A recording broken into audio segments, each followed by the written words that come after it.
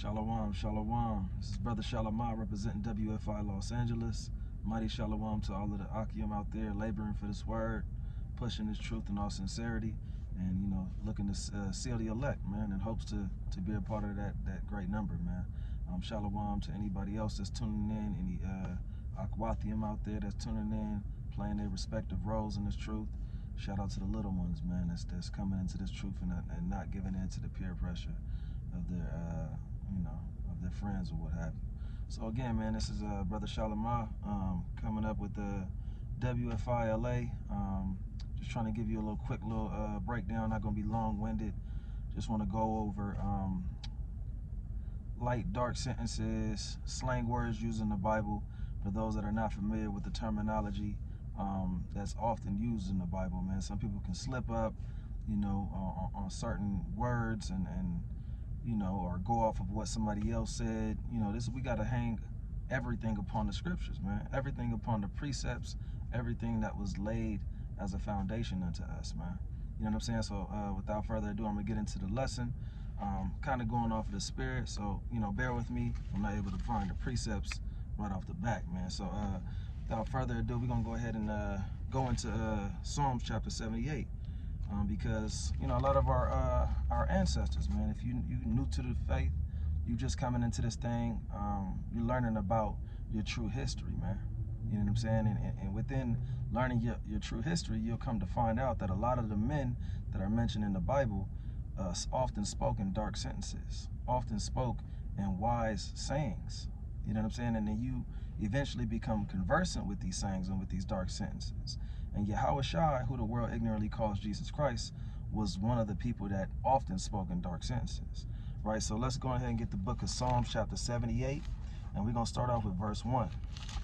And it reads, "Give ear, O my people, to my law. Incline your ears to the words of my mouth. I will open my mouth in a parable. I will utter dark sayings of old, which we have heard and known, and our fathers have told us," right? So Yahushua laid it off the back. He said, I will utter, my mouth with dark sentences of old, which means what? These things were spoken aforetime. You have Moses, he spoke dark sentences. You know what I'm saying? King Solomon was another one that was known for the dark sentences, right? So let's get that in the book of Kings. 1 Kings chapter 4 real fast. You talk about all of the Proverbs that King Solomon, he had the book of Proverbs. You look at King David, when you read the book of Psalms, you'll find a plethora of scriptures in there that are, that may be complex to understand for some people, right? But we're going to find out how you come to understand all of these dark sentences, and we're going to get a few examples as well. So we're going to get 1 Kings chapter 4 real fast. 1 Kings chapter 4, and I'm going to get verse 29. "And God gave Solomon wisdom and understanding and exceeding much, and largeness of heart, even as the sand that is on the seashore. And Solomon's wisdom excelled the wisdom of all the children of the east country, and all the wisdom of Egypt," right? So Solomon was on another level, man. You know what I'm saying? The white man out there trying to put out his philosophers and his, wisest men of all time, the most intelligent person of all time. Hey, these decrepit fools don't know nothing, man. You know what I'm saying? They out here telling a lie like this, the white man created light over here in America in 1776 or whatever year they say.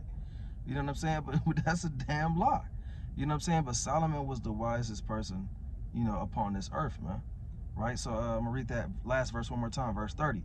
"And Solomon's wisdom excelled the wisdom of all the children of the east country, and all the wisdom of Egypt." So even how much knowledge and wisdom Egypt had, it paled in comparison to what King Solomon knew, man. And that's your forefather, man. All you so-called Israelites all you Israelites out here, that is your forefather. You so-called blacks, Latinos, and Native Americans, man. This is a man in which you come from. So you have something to be proud of, and you have something to look up to. Not what they tell you up in this world, man. You know what I'm saying? Your ancestors' wisdom excels anything that this world has to offer, man. Right? So again, I'm gonna continue going. I got distractions all around me, so don't, bear with me. Verse 31. "For he was wiser than all men, than Ethan, the Ezrathite, and Haman, and Chakal, and daughter, the sons of Mahal, and his fame was in all nations round about. And he spake 3,000 proverbs, and his songs were 1,005. Right? So King Solomon spake over 3,000 proverbs, man. You know what I'm saying? It's hard for, Jakes to retain 10 proverbs, 5 proverbs, but King Solomon spake over 3,000 proverbs. And we know he had endless amount of songs, man. You know what I'm saying? And all of his stuff was in regards to the Most High and his word and the truth. We'll get an example, right? So let's go to the book of Songs of Solomon, right? Songs of Solomon, and then we're gonna get understanding and clarification upon, what's being said, what's being spoken about, right? Songs of Solomon, real fast, Salakia. Songs of Solomon. I'm missing my tab. Definitely missing my tab. It must have ripped off. Bear with me.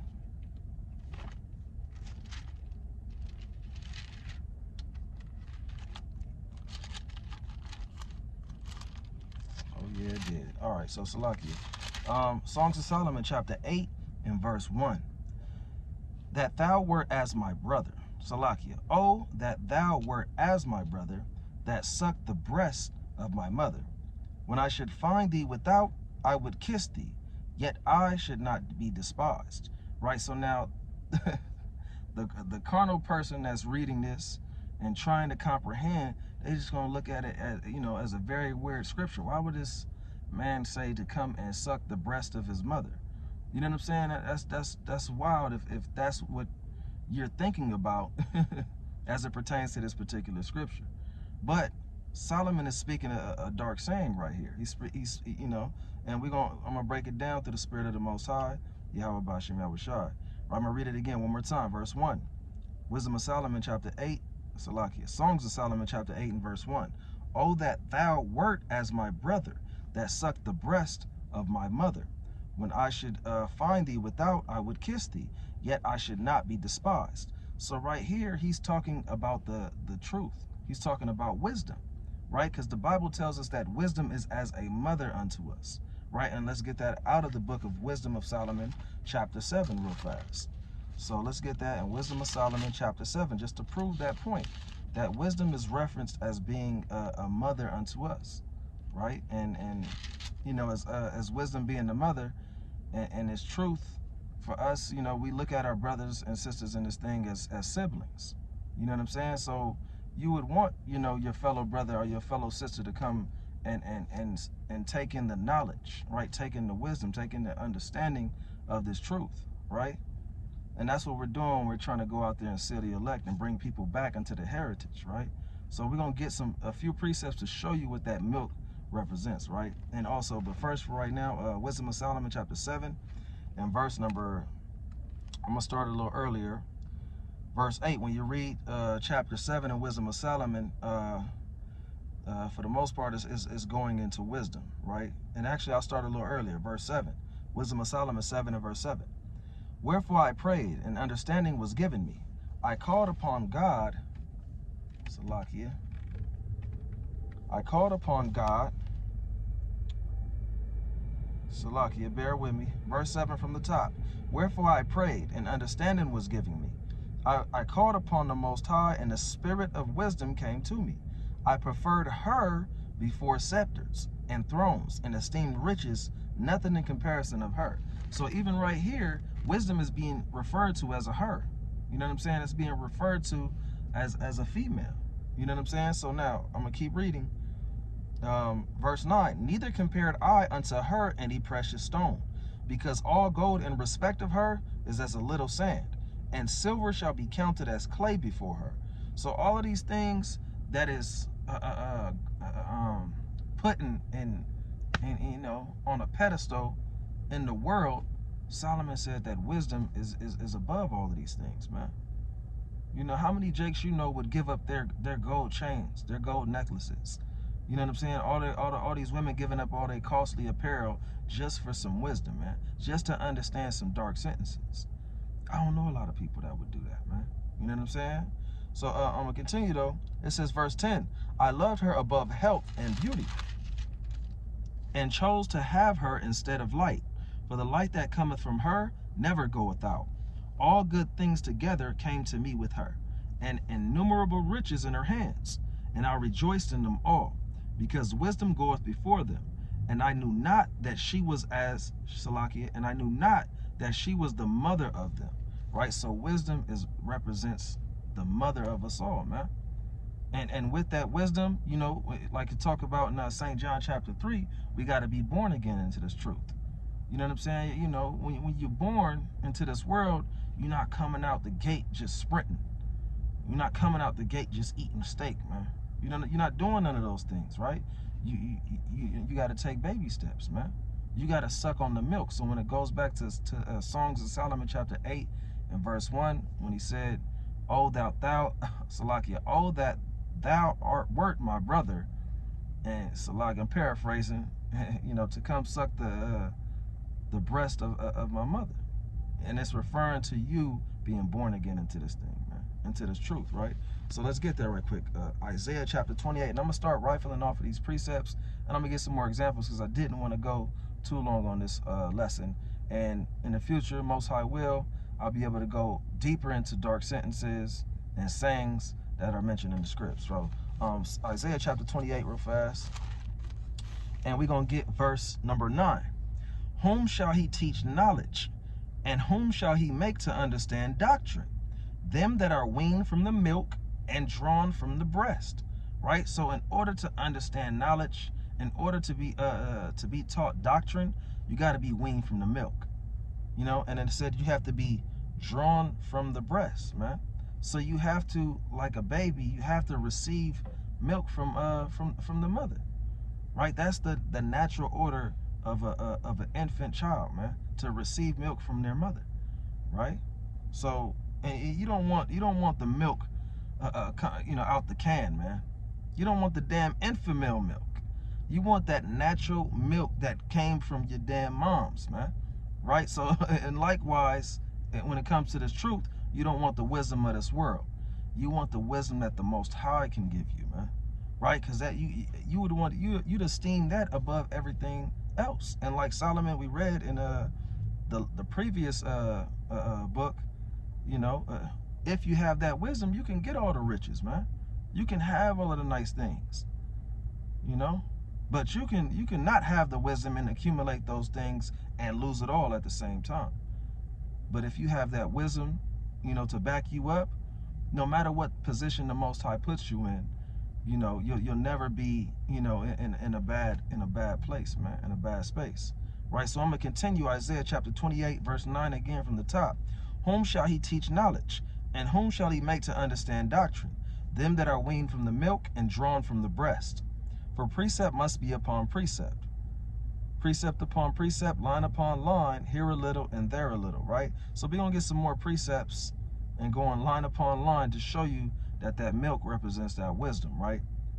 So let's go ahead and get 1 Peter chapter 2 real fast. 1 Peter chapter 2, and we're gonna get verse 2. Right, 1 Peter 2 and 2. As newborn babes, desire the sincere milk of the word, that ye may grow thereby. You know, so even you got Peter right here talking about the milk, talking about how people have to be when coming into the knowledge of who they are, man, when coming into this truth. You got to be as an infant child, man, and desiring the sincere milk of the word. What's the milk? You know, like the milk is in reference towards the things that are not too hard for thee. You know, for instance, learning the law, statutes, and commandments of the Most High God. That's the milk, man. You know, learning about the curses in Deuteronomy chapter 28. That's the milk. You know what I'm saying? Learning who salvation is for. That's the milk, right? You can go off deeper into, you know, the books of Revelation, 2nd Ezra 11, 2nd Ezra chapter 12, Daniel chapter 7. You know, these are all of the darker chapters of the Bible, man. You know, but you want to start off with the sincere milk of the word, right? So we're going to get some more precepts. 1 Corinthians chapter 3, and we're going to get verse 1. Lost my tab on this one, but Salakia. 1 Kings chapter 3, and we're going to get verse 1. And I, brethren, could not speak unto you as unto spiritual, but as unto carnal, even as unto babes in Christ.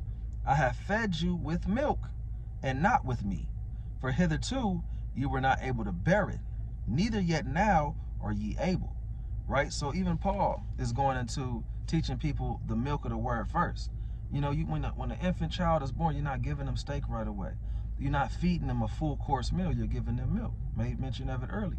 You know, so likewise, somebody that's coming into this truth. But all in all, this is going back into the dark sayings, the wise sayings of the prophets, the leaders and teachers that came before us, man. You know, why is it important to understand the dark sayings? Because one, you don't want to stumble.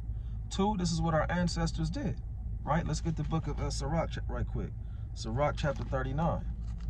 Sirach chapter 39, and I'm not going to be on here much longer. Sirach chapter 39, and we're going to get verse 1. And everything goes back to the law, man. Before you can understand the dark sentences, the wise sayings of old, hey, look, you got to get into the laws of the Most High first. You know, you got some people right away trying to come out and go into the book of Revelation, man. Go into the 7 heads and 10 horns, and it's not profitable unto them. And that's something else I'm going to go into real fast after this, is dealing with honey. That's another saying that people, you know, may not understand, may be complex to understand.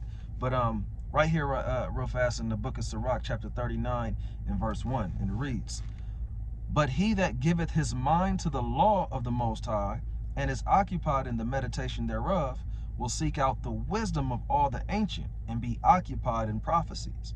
Right? So the Most High, first and foremost, lets you know, like, look, before you can understand prophecies, before you can understand the wisdom of all the ancient men that came before you, hey, give your mind unto the laws of the Most High God first, man. Learn about the dietary law. Learn about the feast days. Learn about the sacrificial law and how it pertains to Yahushua dying for the nation of Israel. Learn about morality in the law. Learn about you know, the civil aspect of the law. You know, learn the laws, man. This is your heritage. Like it says in the book of Sirach, chapter 24 and verse 23. This is your heritage in the book of Sirach, chapter 17 and verse 11. You know, your heritage is not Thanksgiving, man. The Most High didn't give you Thanksgiving. You know, the Most High didn't give you Christmas. He didn't give you January 1st as a New Year's. He didn't give you Black Friday. Most High didn't give you none of that. He gave you the laws, statutes, and commandments that are mentioned in the Holy Bible, man. All right? So I'm going to keep going on this. Verse 2. So if you give your mind to the law of the Most High, he'll give you the understanding. He'll expand your understanding into the prophecies and all of the wisdom of the ancient men. Verse 2. He will keep the sayings of renowned men. So this is talking about the man that gives himself unto the laws of the Most High.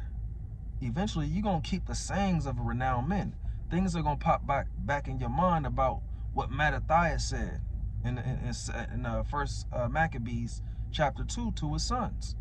You're going to think about what Ezra said in all of his wisdom. You're going to think about Nehemiah. You're going to think about Yahushua, obviously.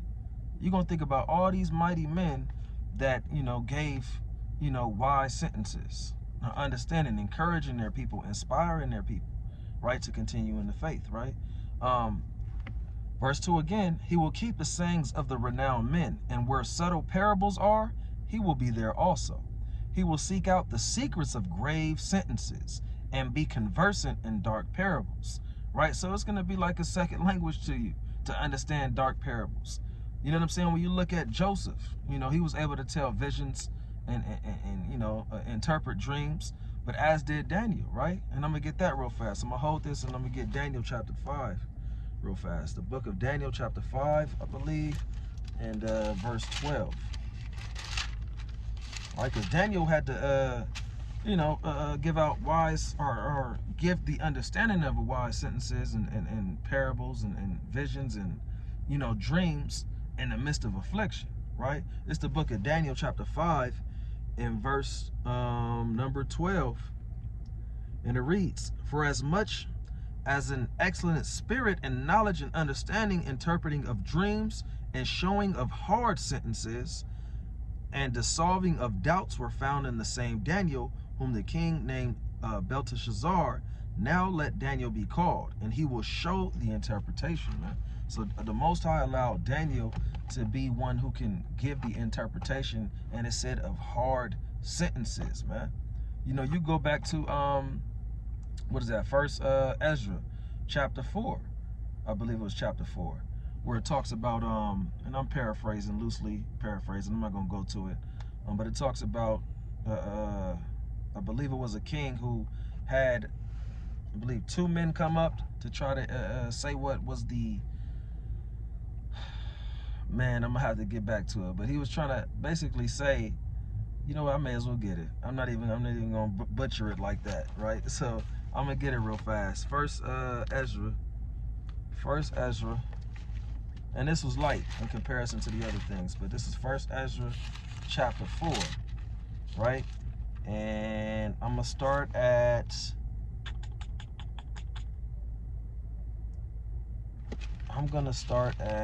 this is First Ezra chapter 4, and I'm gonna get the context on it.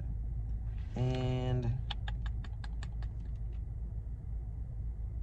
I'm gonna start at verse 1 just to get the context, and I'm gonna drop down, and I'm gonna prepare to close out real soon. First Ezra chapter 4 and verse 1. Then the second that had spoken of the strength of the king began to say, O ye men, do not men excel in strength? Right? So that's the thing. The king was asking, who was the strongest of them all in the earth, right? So he says, one person comes up and said it's men, right? Verse 2 again from the top, O ye men, do not men excel in strength, that bear rule over sea and land, and all things in them? But yet the king is more mighty, for he is Lord of all these things, and hath dominion over them. And whatsoever he commandeth them, they do. If he bid them make war, the one against the other. So this person says it was a man, right? We're going to see what the next person says. I'm going to drop down real fast and get the next person's answer to the king. Dropping down. Salakia, bear with me. Verse 13 says, Then the third, who had spoken of women and of the truth, this was Zerubbabel, who, Salakia, began to speak. O ye men, is it not the great king, nor the multitude of men? Neither is it wine that excelleth. Who is it then that ruleth them, or hath the lordship over them? Are they not women? Women have borne the king and all the people, that bear rule by sea and land. Even of Salakia, even of thee came they, and they nourished them up that planted the vineyards from whence the wine cometh. So you had another brother who answered that was third, Zerubbabel, right? Came in and gave the understanding, gave the correct answer as it pertains to who is the strongest in all the earth. He came and broke it down how it was women, how men rob for women and bring it back to their household. You know what I'm saying? How men do all of these things just to impress a woman. You know what I'm saying? So our people had great understanding in dark sentences and how to interpret, the interpretation thereof, dreams and visions. You know what I'm saying? This is where we come from, man. So if you want to be one of those people, and you should aspire to be one of those people that can understand the wise sentences and the dark sayings of our ancestors, right? So I'm gonna get a few more precepts and I'm gonna close out, right? So let me get I'm gonna close out with that one, but I wanted to talk about real fast honey, right? Because honey, you got words like wind. For instance, wind can be either mentioned as doctrine, or it could also be mentioned as destruction, right? So in terms of terminology that's used in the Bible, slang that's used in the Bible, dark sentences that's used in the Bible, and I will get a couple precepts to show that wind can be referred to as doctrine first and foremost, right? So let me get that in the book of Ephesians chapter 4. Ephesians chapter 4, and like I said, I'm going off the spirit. I'm already at 24 minutes. I'm not going past 30, so I'm going to do this real fast. This is the book of Ephesians chapter 4 and verse 14.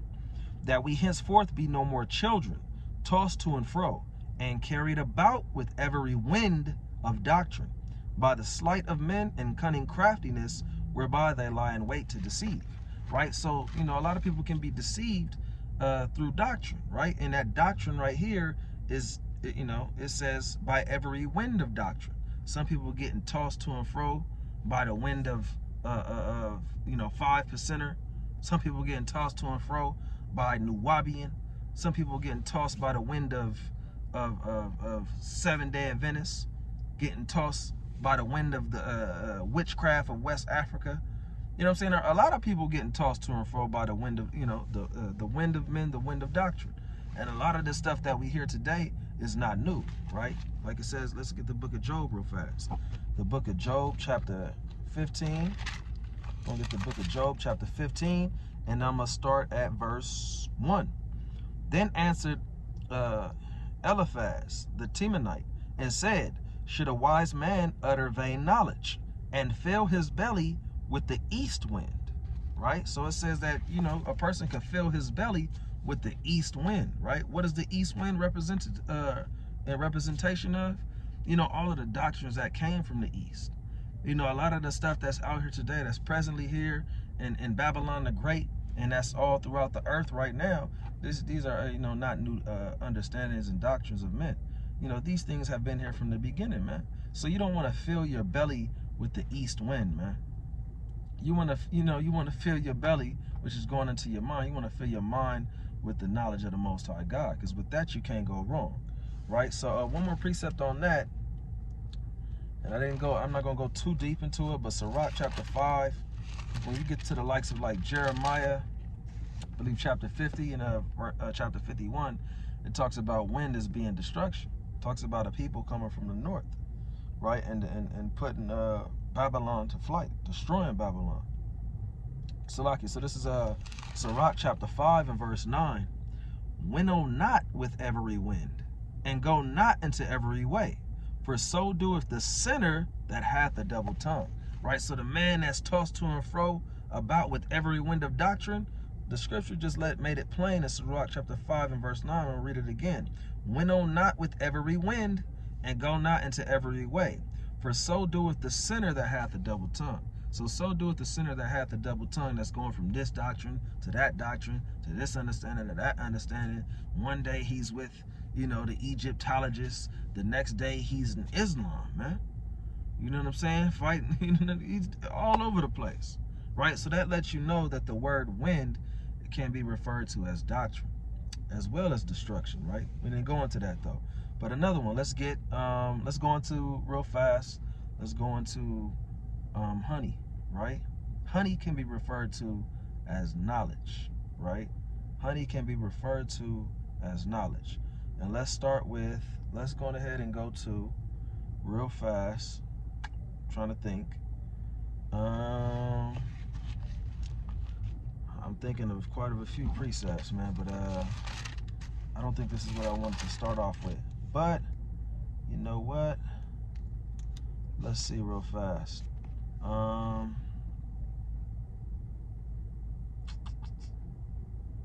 Right, I'm gonna start at this. Isaiah chapter 7 and verse 14. Therefore the Lord himself shall give you a sign. Behold, a virgin shall conceive and bear a son, and shall call his name Emmanuel. Butter and honey shall he eat, that he may know to refuse the evil and choose the good. Right? So it says butter and honey, and this is in reference to Yahweh Shah, right? It said a virgin shall conceive, and Salakia.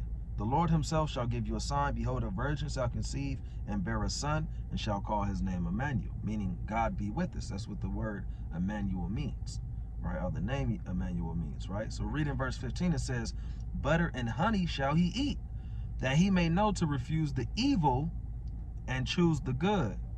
Right, so it referenced butter and honey, as being something that this, the Son of Man would eat, so that he could know to refuse the evil.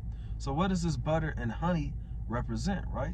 Let's go ahead and get the book of, let me see, I think I want Proverbs 24. I think that's what I want.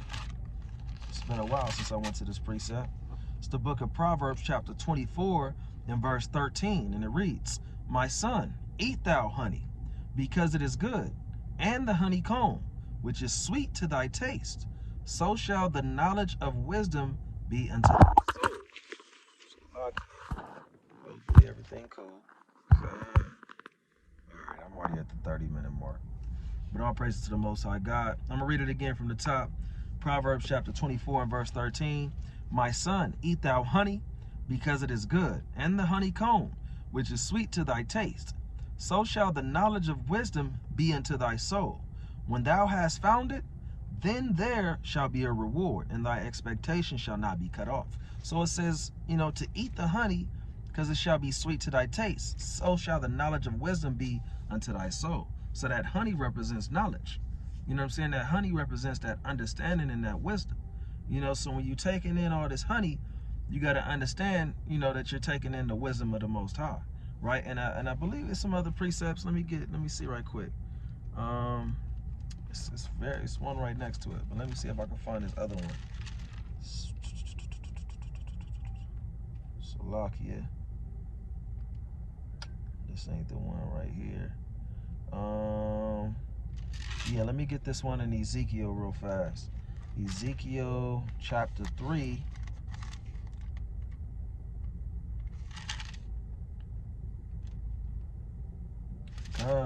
This is the book of Ezekiel chapter 3 in verse 1. Moreover, he said unto me, Son of man, eat that thou findest, eat this roll, and go. Speak unto the house of Israel. So I opened my mouth, and he caused me to eat that roll. The roll is in reference towards the book. He told him to eat this roll, really to pretty much consume, to take in, to fill yourself with the knowledge and wisdom that the Most High has given you, right? Verse 3, and he said unto me, Son of man, cause thy belly to eat, and fill thy bowels with this roll that I give thee. Then did I eat, and it was in my mouth as honey for sweetness. Right? So it says that the word of the Most High was in Ezekiel's mouth as honey for sweetness, man. Letting you know once again what this honey represents, right?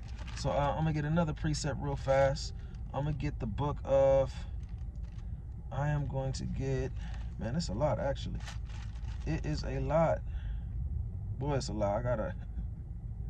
I'm going to just get... Man, hold up right quick. Hold up. Hold up. You know what? I got to get this one. This one was a good one. I'm going to get a few more, but I'm going to get this one in 1 Samuel chapter 14. 1 Samuel chapter 14, and I'm going to start at...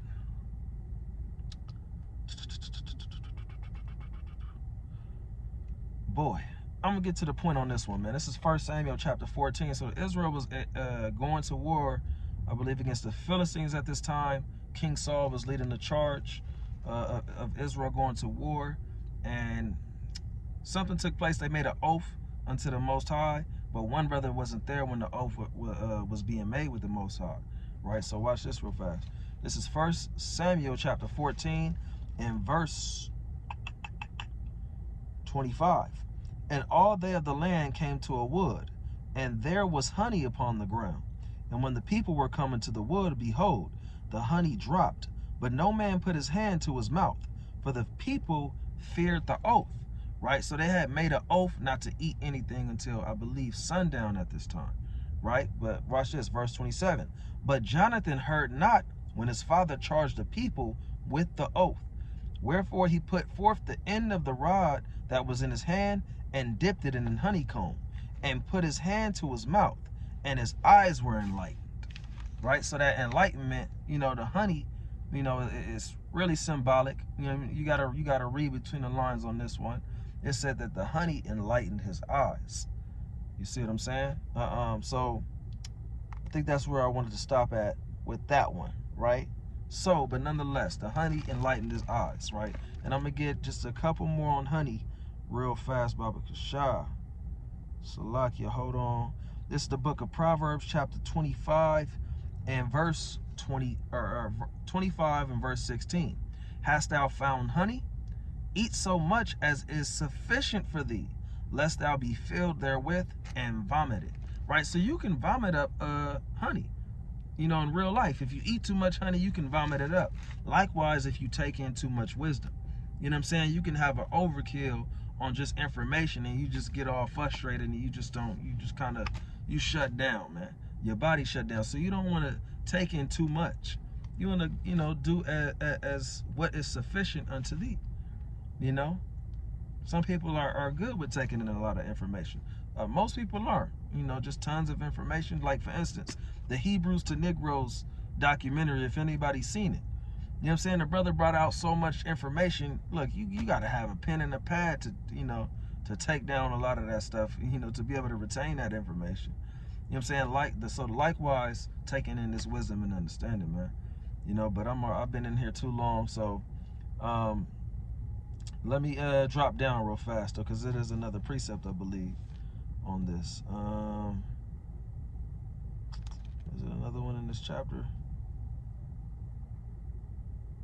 Nah, it's lucky. I'm going to leave it at that one, though. So I'm going to close it out with this precept. I'm going to go to St. John chapter 16 and verse 25 real fast, man. So again, man, shalom to everybody out there, man. The 12 tribes of Israel, WFI Los Angeles, man. We in the building. And most high willing, we're going to be in your stomping grounds all over LA real soon, man. St. John chapter 16, and I'm going to go ahead and get verse 25. And it reads, "These things have I spoken unto you in Proverbs. The time cometh when I shall no more speak unto you in Proverbs, but I shall show you plainly of the Father." So that's talking about Yahweh Shai, man. You know what I'm saying? He said, "These things have I spoken unto you in Proverbs." But it's pretty soon, everything's going to be plain, man. Like it goes into Salakia, 1 Corinthians chapter 13. Let me get that real fast, and I'll close it out with that. 1 Corinthians chapter 13 and verse number 9. "For we know in part, and we prophesy in part. But when that which is perfect is come, then that which is in part shall be done away. When I was a child, I spake as a child. I understood as a child. I thought as a child. But when I became a man, I put away childish things. For now we see through a glass and darkly, but then face to face. Now I know in part, but then shall I know even as also I am known." Right? So right now, we prophesying in part, we know things in part, but eventually we're going to see Yahweh Shai face to face. And then everything that was in part shall be, abolished, and we're going to know, all things, man. All through the spirit of Yahweh, Ba'ashem Yahweh Shai, man. But again, you want to know the dark sayings of old, the ancient words, of these wise men, you gotta go into the laws first, man. You gotta let that be your foundation, man. Stop going off into so many other things, man.